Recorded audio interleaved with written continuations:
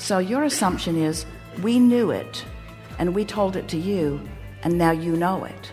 When the reality of it is, you wanted to know it, and we all knew it together.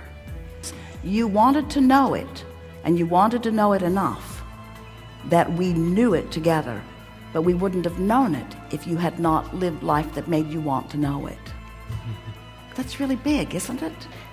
At the basis of all of this, when you come across the understanding that in all of that, what you really want is to just feel good, and that the defining of the specific things that you think you want to materialize in your life is only the excuse you use for discovering how balance works, then in time you can find yourself in a place of perfect balance relative to all things. When anybody begins to try to define success, we want to define it as the ability to acknowledge that emotional balance within myself.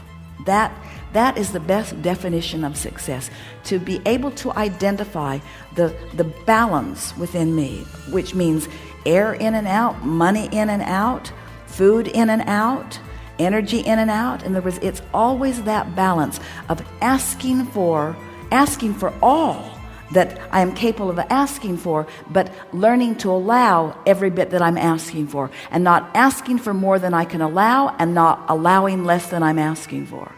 And all true success is about happiness. It's about joy. It's about satisfaction and fulfillment.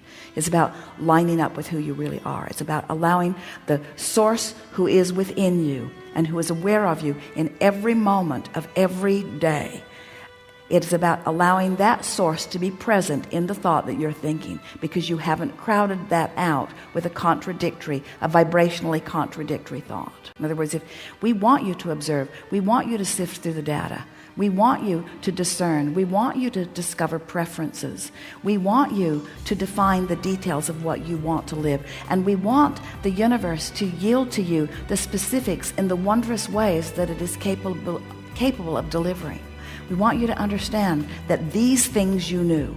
You knew that you were eternal and ongoing. And you knew that it is endless, the opportunities that you will have to define the specifics of what you want.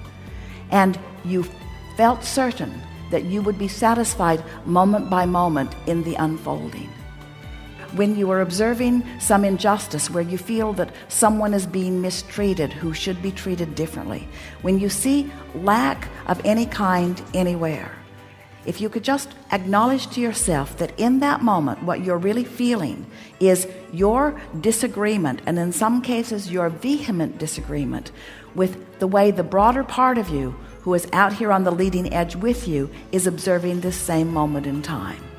And if it would be your quest from this moment forward to find resonance with the way that source within you sees this moment. In other words, if you could stop in that moment and just acknowledge simply that the fact that criticism is existing within you at all means that you have found contradiction with that which is your source, who you have become as you've been living this physical experience.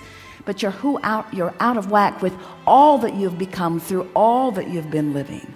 And the most significant thing is that you have the ability to be so brilliant and so clever and so funny and have such good timing. You have the ability of being so prosperous and so healthy and so satisfied and so full of life in every single moment. To the degree that you allow yourself to feel good in the moment, you allow that powerful now. Seth said, your point of power is in the present. And what Seth was trying to explain is that right here, right now, all that has been before is focused fully with you right here, right now, ready to have this new leading edge moment. Your point of power is right here. And we would like to speak on behalf of Seth and God and Jesus and Buddha and all who have come before, and take it one step further into clarity of saying that all of us from non-physical are having this moment. Are you having the moment too, or are you depriving yourself of the moment with some practiced thought that is out of whack with the longer practiced thought that Source holds? Life is supposed to be good for you, not just eventually, but right now. You're supposed to feel good not just eventually, but right now. Everything that you're living right now is what life is. It's always right here, right now. Source isn't waiting around to live. Source is living right here, right now. Source is not waiting around to love. Source is loving right here, right now. And Source is wise enough to look for a reason to love through your eyes in every moment, and finding a reason to love through your eyes in every moment. The question is, are you up to speed with the love that Source is finding through your eyes right here, this moment? We think you're getting it. We think you're getting it. As we've been saying to you for a while, that you were Source energy before you came into this physical body, and that a part of you came forth into this body, and you were sorting and sifting and knowing what you don't want, and therefore knowing what you do want. And now we're wanting you to understand that in your knowing what you don't want and your knowing what you do want, you are adding that which all that is knowing what it wants too. And all that is benefiting by what you have carved out and living it, and wanting you to live it too.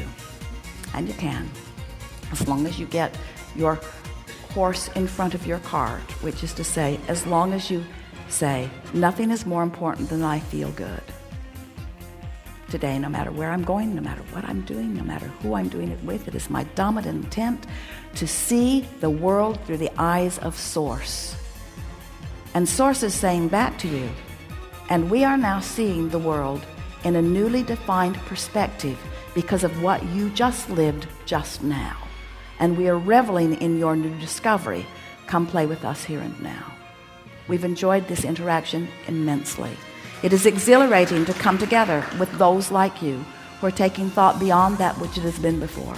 And nothing is more satisfying to us than to speak in ways that you are ready to hear, to bring you more fully into allowing the fullness of that which you are becoming, but even more definitively spoken, into that which you are allowing all of us to become as well.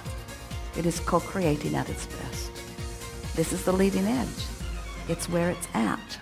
It's where we're at. There is great love here for you. And as always, we remain in the vortex.